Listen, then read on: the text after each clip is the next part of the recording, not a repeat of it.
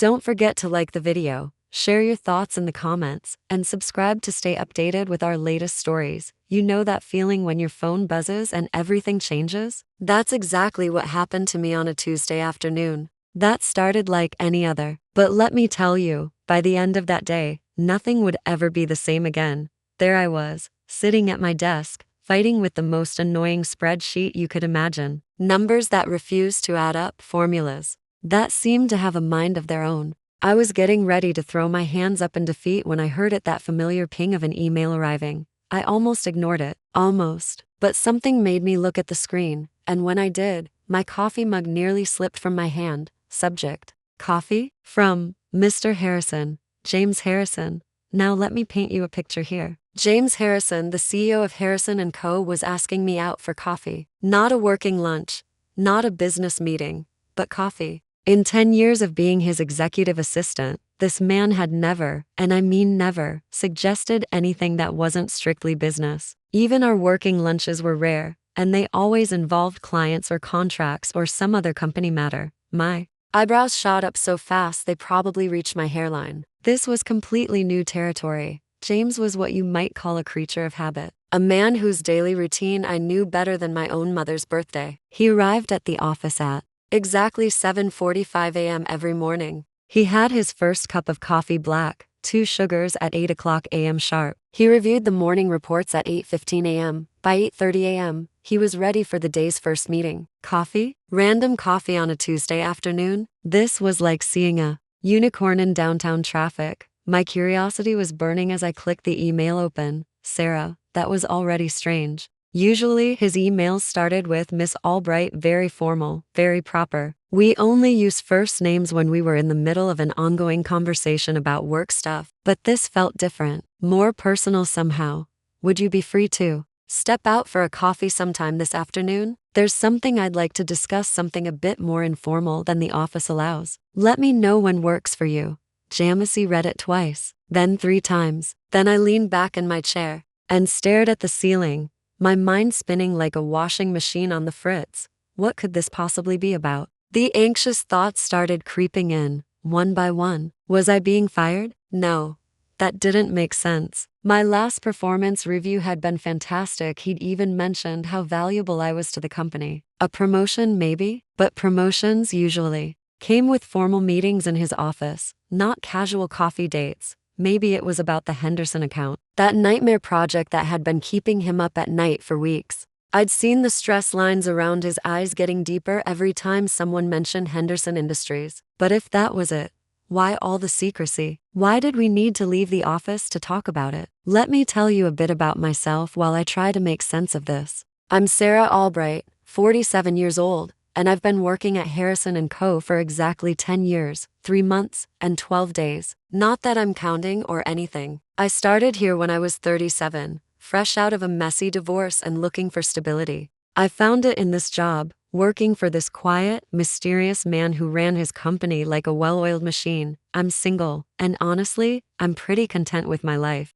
I have my cat, Mittens, a fluffy orange tabby who thinks he owns my apartment. I have my small garden where I grow tomatoes and herbs. I have my routine, my quiet evenings, my weekend trips to the farmer's market. It's a simple life, but it's mine. And then there's James Harrison. The man himself was like trying to solve a puzzle with half the pieces missing. Around 60 years old, I'd guess, though he had the energy and sharpness of someone much younger. Always dressed impeccably, perfectly pressed shirts, ties that probably cost more than my monthly grocery budget, shoes that you could see your reflection in. He had this quiet authority about him that was remarkable to watch. He never had to raise his voice, never had to pound his fist on the table. When James Harrison spoke, people listened. When he walked into a room, conversations paused. Not because he was intimidating, well, not exactly, but because he commanded respect just by being himself. But here's the thing, he was intensely private. Like, fortress-level private. In all my years working for him, I'd learned to read his professional signals perfectly. I knew his coffee order by heart. Black, 2 sugars, served in his favorite blue mug. I knew exactly how he liked his reports organized: summary first, details after, with colored tabs for different sections. I could tell when his patience was wearing thin by the way he'd start tapping his pen against his desk in a very specific rhythm.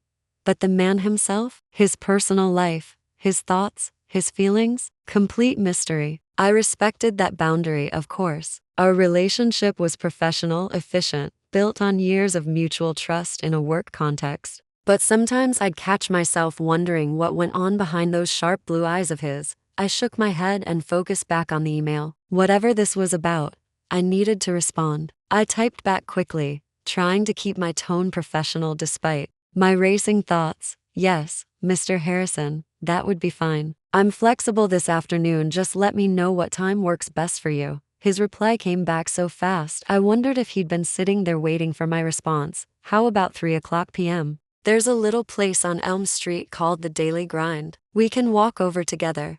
The Daily Grind. Now that was interesting. Not the sterile corporate cafe downstairs with its overpriced sandwiches and bitter coffee. Not the upscale bistro on Fifth Avenue, where he sometimes took important clients for power lunches. The Daily Grind was a small, independent coffee shop known for its mismatched furniture, friendly atmosphere, and the incredible aroma of freshly baked pastries that seemed to drift down the street and pull you in like a warm hug. It was the kind of place where college students sat with their laptops for hours, where local artists hung their paintings on the walls, where the baristas knew your name and your order after just a few visits. It was cozy, intimate, personal. This choice felt very deliberate, and that made me even more curious. The minutes between sending that email and 3:00 p.m. felt like hours. I tried to focus on my work, but my mind kept wandering. I found myself checking my appearance in my computer screen's reflection more than once, smoothing down my already perfectly neat blouse,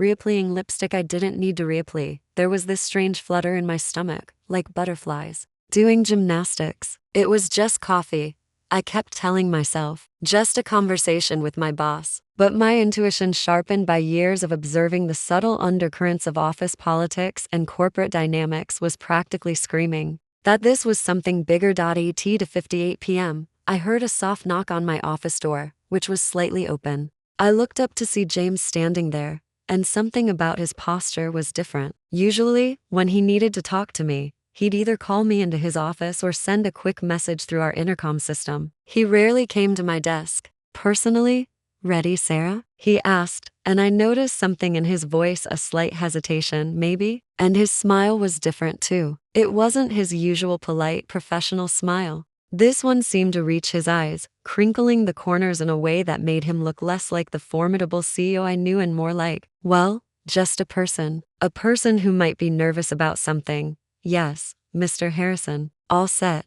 I grabbed my purse, my mind still racing with possibilities. The walk to Elm Street was quiet, but it wasn't an uncomfortable silence. It was one of those perfect autumn afternoons where the sun felt warm on your skin but the air had that crisp edge that promised winter was coming. The leaves on the trees were just beginning their transformation into those gorgeous shades of red and gold that make October feel magical. Elm Street was busy with the usual afternoon crowd, people finishing their lunch breaks, shoppers carrying bags from the local boutiques, teenagers from the nearby high school grabbing snacks before heading home. As we walked, I found myself noticing small details about James that I'd never really paid attention to before. The way he nodded politely at an elderly gentleman who was struggling to fold his newspaper while walking. The brief moment he paused to look at a display of handcrafted pottery in one of the shop windows, a soft expression on his face as if the colorful bowls and vases reminded him of something pleasant. The way he stepped slightly to the side to make room for a mother pushing a stroller, offering a genuine smile to the toddler who waved at him from behind the stroller's clear plastic rain cover.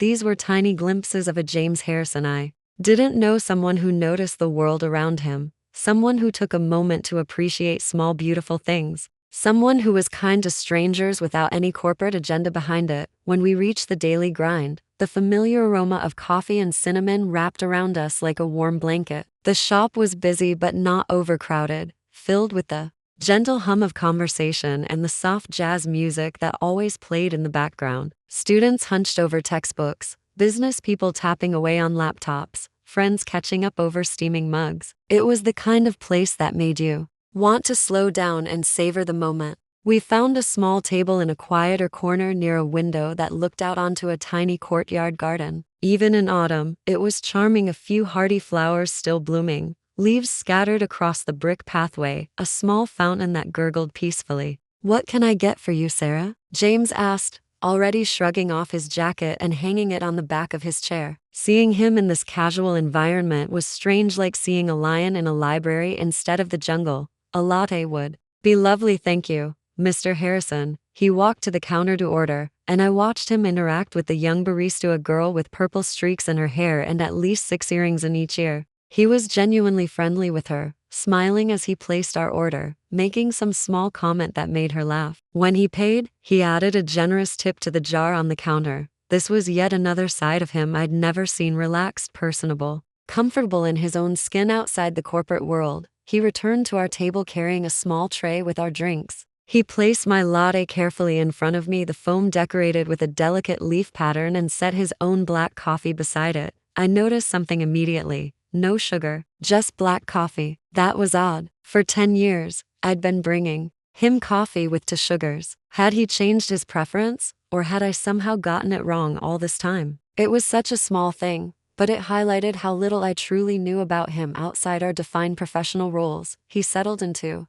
his chair, wrapping his hands around his mug as if drawing warmth from it. The silence stretched between us, filled with the gentle background sounds of the coffee shop, the hiss of the espresso machine, the clink of spoons against ceramic, the soft laughter from a nearby table. Then he looked at me, and I saw something in his eyes I'd never seen before. His gaze was direct and serious, yes, but there was also something vulnerable there, exposed, raw. It was like seeing a crack in a perfectly constructed wall. "Sarah," he began, his voice lower than usual, more intimate somehow. "Thank you for coming. I really appreciate you making the time." "Of course, Mr. Harrison." I waited, sensing that this was just the beginning. He took a slow sip of his coffee, and I could see him gathering his thoughts, choosing his words carefully. The subtle tension I'd felt earlier was now a tangible thing between us, like the air before a thunderstorm. "I asked you here because," he continued, his eyes searching mine, "because I value your discretion, your judgment. We've worked together for a long time now, and I've come to trust you completely."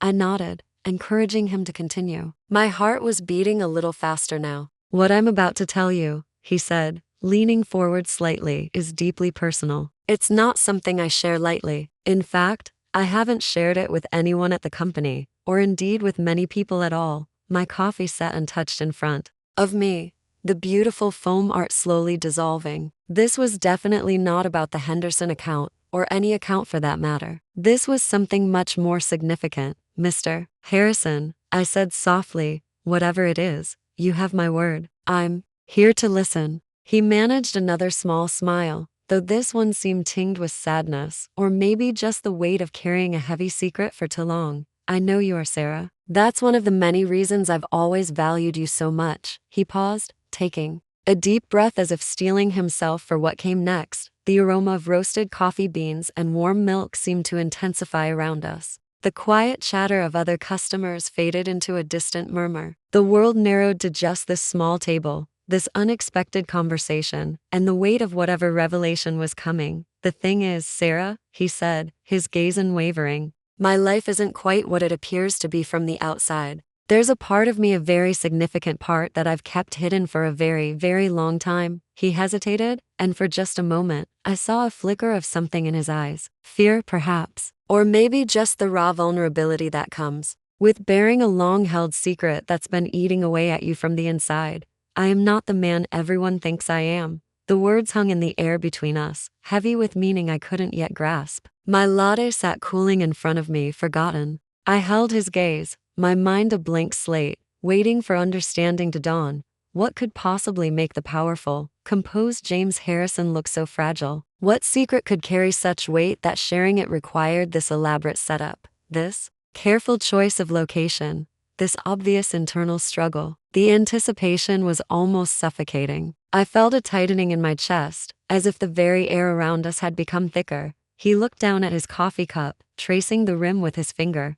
He was clearly wrestling with words that were difficult to voice. thoughts that had probably been circling in his mind for years, maybe decades. The bustling cafe around us seemed to melt away, leaving just the two of us suspended in this bubble of impending disclosure. When he looked up again, his blue eyes, usually so sharp and analytical, so controlled, were clouded with a depth of emotion I'd never witnessed in him before. It was like seeing a completely different person inhabiting the same familiar face. For many years, Sarah, he said, his voice barely above a whisper yet carrying an immense weight, I've known that my identity, my true self, is not male. He paused, swallowing hard, his hands trembling slightly around his coffee mug. I am a woman, Sarah. That is the truth I've carried, largely alone, for most of my life. The words hung in the air like delicate glass chimes touched by a sudden breeze, fragile, beautiful, powerful, and completely transformative. A woman. Mr. Harrison, my boss, the pillar of corporate strength,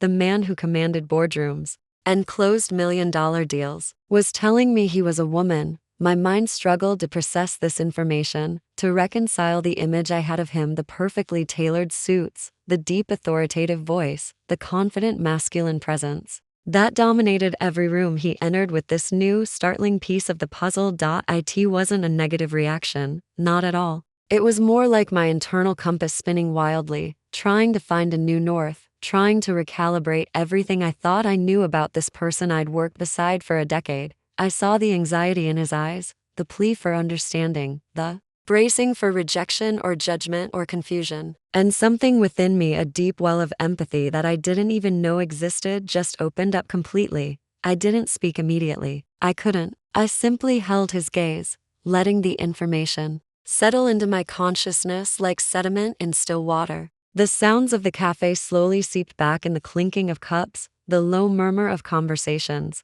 the gentle hiss of the espresso machine, but everything felt different now, sharper, more significant, as if I was seeing the world through a completely new lens. He was waiting, I knew, for my reaction, probably bracing himself for anything from disbelief to discomfort to outright rejection. The vulnerability in his posture was heartbreaking. This powerful person who usually seemed invincible, now sitting across from me like someone who had just handed me their heart and was waiting to see if I would handle it gently. Finally, I found my voice. It came out softer than I intended, but steady. Thank you for telling me, James, I said, consciously using his first name. It felt somehow more appropriate now, more respectful of the enormous trust he was placing in me. That must have taken incredible courage to share. A visible wave of relief washed over his features. His shoulders, which I hadn't realized were so tense they were practically touching his ears, seemed to drop several inches. The fear in his eyes receded,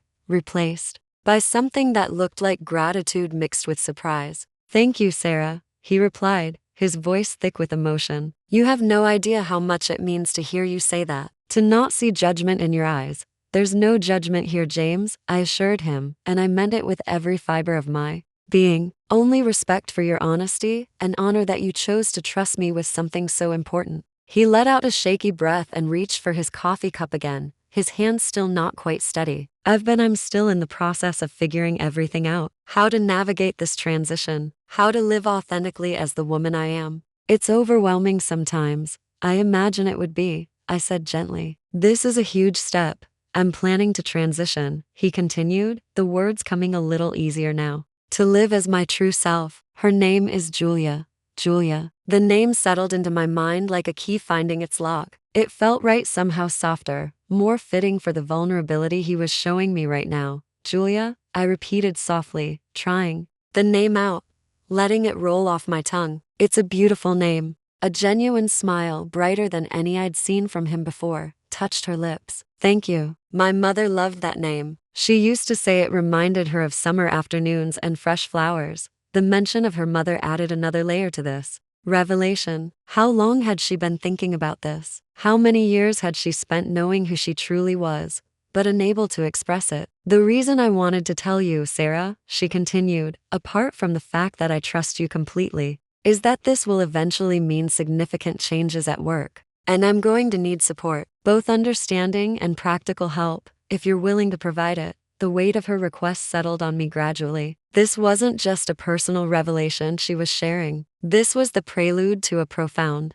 Transformation that would ripple through the entire company, affecting every aspect of how business was conducted, how she was perceived, how the corporate world would need to adjust to accommodate her authentic self, and she was asking me, Sarah Albright, executive assistant, to be part of that journey, to be her ally, her supporter, her partner in navigating uncharted territory. It was an enormous ask, a monumental responsibility. The implications were staggering. The logistics of communication, the potential challenges with clients and employees, the need for sensitivity and discretion, and probably a dozen other considerations I hadn't even thought of yet. But even as my mind began to race with all the practical details, I felt something unexpected, a sense of calm. And more than that, a profound sense of honor that she had chosen to trust me with something so fundamental to her being. I understand, I said slowly, my voice steady despite the magnitude of what we were discussing. And yes, Julia, I'm willing to help in any way I can. You have my full support. The relief on her face was profound. It was as if a great burden had been lifted, or at least shared. I don't know what I expected, Sarah, but your reaction, it's more than I could have hoped for. She looked down at her hands, then back at me. There will be a lot to consider: the board, the staff, clients. It's a minefield, but knowing I have at least one person in my corner, someone I've worked with for so long who knows the company inside and out, it makes a world of difference. We sat in silence for a few moments, the unspoken emotions filling space between us. The latte had long since gone cool, but I barely noticed. The warmth I felt came from a different source now, a connection forged in a moment of raw honesty and vulnerability. It was a strange feeling. The man I knew as Mr. Harrison, the CEO, is still there, but overlaid with this new understanding, this new person, Julia. And in that moment, I felt a deeper respect for her than I ever had before. It wasn't just about her position or her business acumen anymore. It was about her courage, her authenticity. When I asked gently, when were you thinking of making this more public? Julia sighed, a thoughtful expression on her face. That's the million-dollar question, isn't it? I've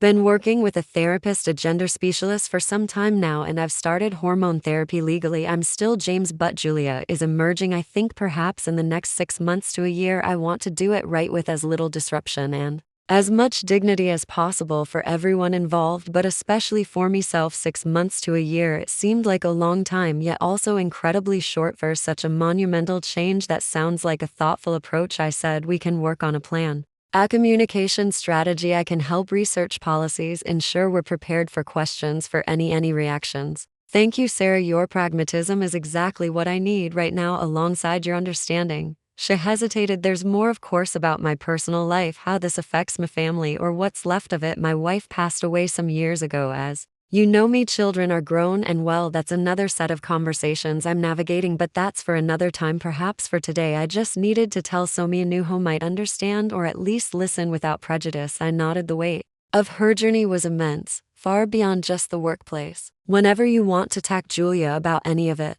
I'm here. It felt natural to say it, natural to offer that support. The professional boundaries had shifted irrevocably, and in their place was something far more human, more profound. The conversation flowed more easily after that. Julia spoke a little about her feelings, the decades of suppression, the slow dawning of understanding about her own identity thiefer, and now the quiet determination. She didn't go into exhaustive detail, but shared enough for me to grasp the enormity of her internal struggle and the bravery of her decision. I listened endlessly, occasionally asking a gentle question, offering quiet words of affirmation. I learned that Julia had always felt this way, a persistent quiet knowing that her external presentation didn't match her internal reality. She spoke of the loneliness of it, the feeling of being an actor in her own life. As she spoke, I found myself looking at her differently. The sharp, somewhat severe lines of Mr. Harrison's face seemed softer now. The guardedness I'd always sensed in him was still there. Beauty was overlaid with a new openness, a vulnerability that was incredibly endearing. Saw the courage it took to sit here in a public coffee shop and lay bare such a fundamental truth to an employee. You know, Sarah, Julia said, a wry smile play on her lips. For years I prided myself on being a rational, logical businessman. Emotions were liabilities. And yet here I am, probably the most emotional I've ever been in a professional context. Authenticity isn't a liability, Julia, I replied, and sharing something so important isn't a weakness, it's a strength. She looked at me, her eyes shining. You've given Me a great gift today, Sarah, the gift of acceptance. I won't forget it as we prepared to leave. A sense of quiet camaraderie had settled between us. The initial shock had given way to a feeling of deep respect and a surprising sense of excitement, not for the drama but for the journey of transformation I was being invited to witness and support. Walking back to the office, the autumn air felt even crisper, the colors of the leaves more vibrant. The world seemed a little different, a little brighter. Because a truth had been spoken and a connection had been made. Back in the familiar sterility of the office building, the usual sounds of keyboards clicking and phones ringing seemed mundane, almost trivial. After the depth of the conversation we just had when we reached my office door, Julia paused. Thank you again, Sarah, for everything. I'll start putting some thoughts together on next steps, and perhaps we can meet again next week more formally to begin some actual planning. That sounds good, Julia. I'll be ready. She smiled, a genuine, heartfelt smile that reached her ice good. And then she did something completely unexpected. She reached out and briefly, gently squeezed my arm. It was a small gesture, but in the context of our previous relationship, it was monumental, a gesture of trust, of gratitude, of a new unspoken bond. Then she turned and walked towards her own office, her posture a little straighter. I thought her steps a little lighter. I watched her go, then stepped into my own office, my mind reeling, my heart full. The spreadsheet he'd been wrestling with earlier lay forgotten on my desk. It seemed so insignificant now. My world had just tilted on its axis, and somehow it felt more aligned than ever before. I sat down, not to work, but just to process, to let the reality of what had just happened sink in. My boss, James Sherzan, was Julia, and she had trusted me with her truth. The afternoon, which had started with such ordinary trepidation, had unfolded into something truly extraordinary. It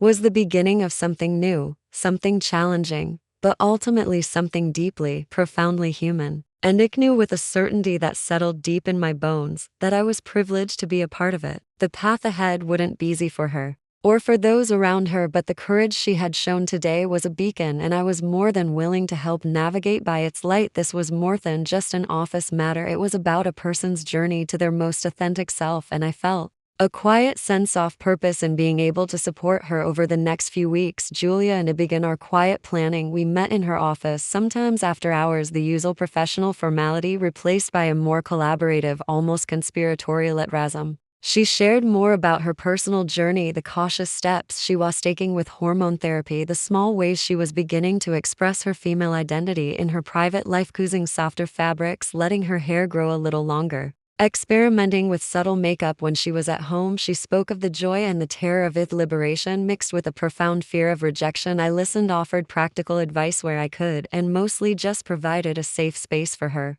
to voice her thoughts and fears. My role evolved from executive assistant to something more akin to a strategist and confident. We researched and supported policies on gender transition, looking at best practices from other companies. We started drafting communicating plans for different stakeholders, the board of directors, senior management, all employees, and key clients. Each one required a different approach, a different level of detail, a different sensitivity. The board will be the first major hurdle, Julia said. One evening, staring out of her office window at the city lights twinkling below. They're mostly older, quite traditional. Some of them have known me as James for decades. We'll need to frame it carefully, I replied, making notes on my pad. Focus and continuity of leadership, your continued commitment to the company, and the fact that this is a personal journey that will ultimately allow you to be a more effective, authentic leader. I'd also suggested bringing in an expert on diversity and inclusion to speak to the board beforehand to lay some groundwork. Julia liked that idea. It's not just about me, as it she mused. It's about creating a company culture where everyone can be their authentic self. Perhaps this challenge can be a catalyst for positive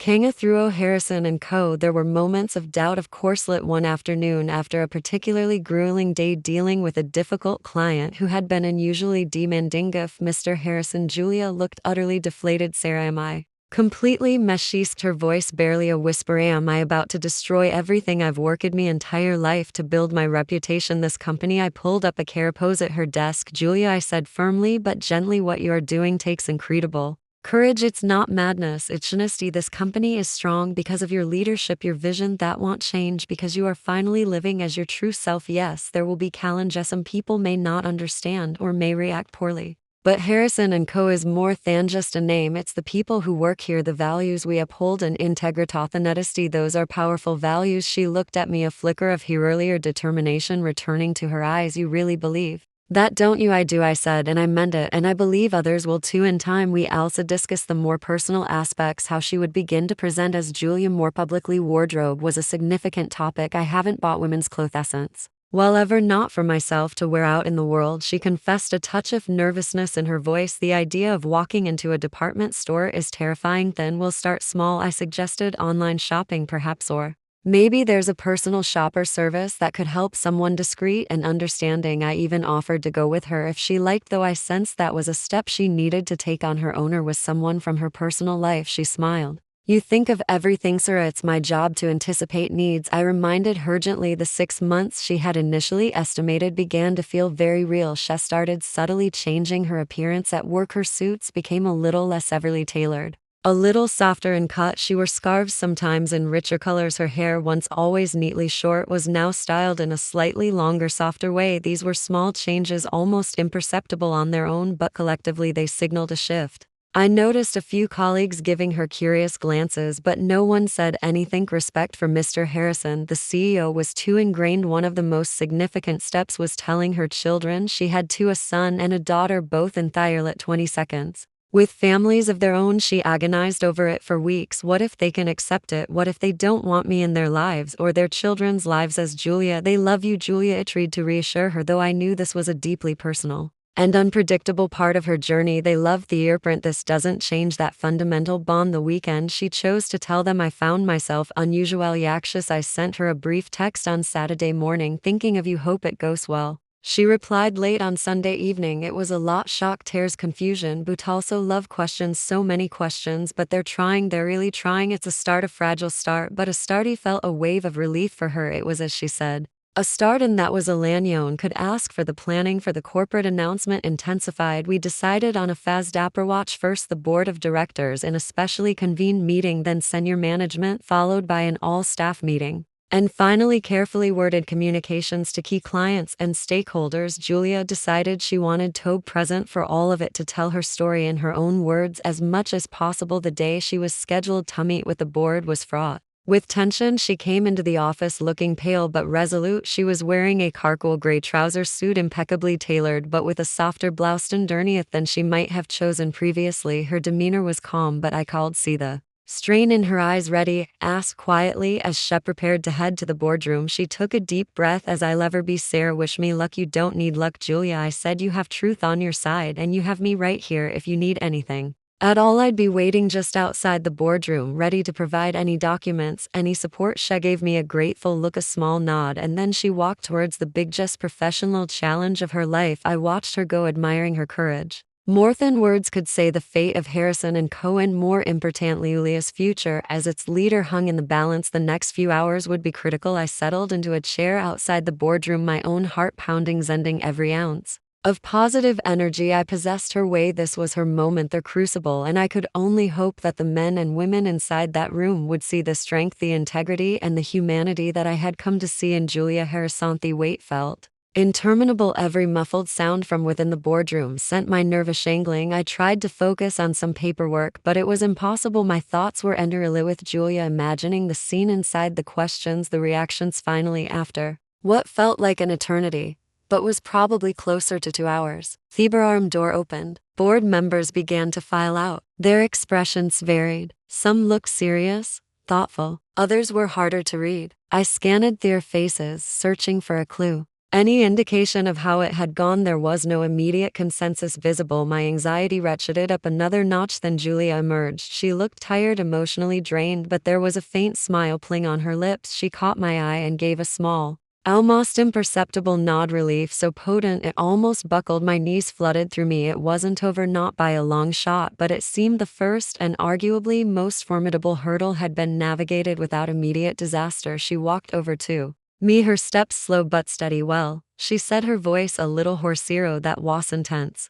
How did it go? I asked, trying to keep my own voice even. Better than I feared, Sarah. Much better. There were a lot of questions, of course, concerns about client reactions, about media, about the stability of the companish, made air quotes around stability, but overall, I think they've listened. I think they understood on some level, or at least they're willing to try. No one stormed out, no one called for my immediate resignation. She gave a wry smile. Small victories, that's more than a small victory, Julia, I said, feeling a genuine warmth spread through me. That's a significant step forward. There are conditions, of course, she continued as we began to walk slowly back towards her office. They want a detailed plan for managing external communications. They want reassurances about the impact on business. They want to be kept informed every step of the way. All reasonable, I suppose. Under the circumstances, we can do all of that, I said confidently. I've already started once back in the sanctuary of her office. She sank into her chair, letting out a long, deep breath. Thank you, Sarah. Knowing you were out there, it helped more than you know. I was glad to be there, I replied. So what's the next immediate step with them? They want to meet again in a week.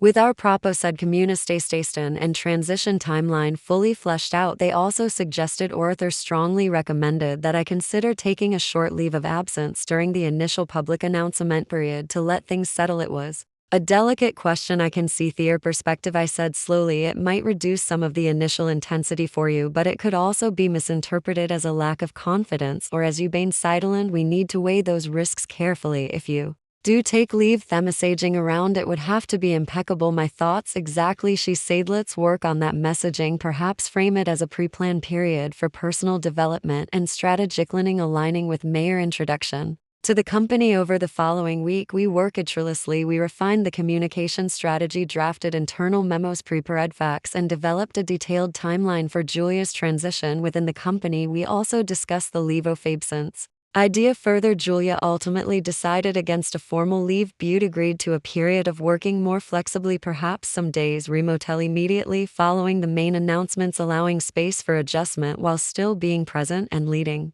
The meeting with senior management was next. This group was more diverse in age and background than the board, and many of them had worked closely with James for years. Respecting his leadership, Julia decided to be very direct with them, sharing her personal story with an honesty that was both disarming and compelling. The reaction was overwhelmingly supportive, even emotional. Several department heads openly expressed their admiration for her courage and pledged their full backing. There were tears, hugs, things I'd never witnessed in our corporate environment. It was a testament to the respect Julia had earned over the years and to the fundamental decency of her team. The all-staff meeting was the largest and most unpredictable audience. Harrison & Co. employed over 500 people in our main office. We booked the large auditorium. Julia was visibly nervous beforehand, but as she stood on the stage, a hush fell over the room. She spoke without notes, her voice clear and steady. She told her truth simply, eloquently. She spoke of her identity, her journey, and her commitment to the company and its people. She introduced herself as Julia. The silence that followed her speech was profound. For a moment, I held my breath. Then someone at the front